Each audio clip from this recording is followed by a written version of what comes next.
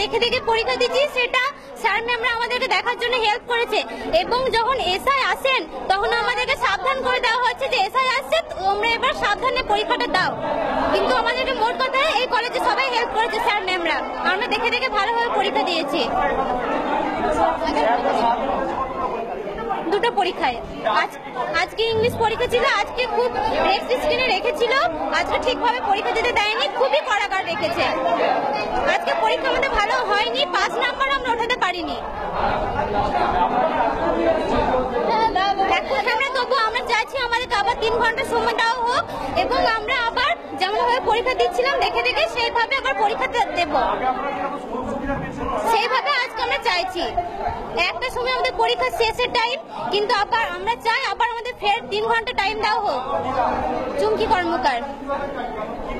Chumki Karmakar, Birbhum D.El.Ed college, Chandrapur, Birbhum.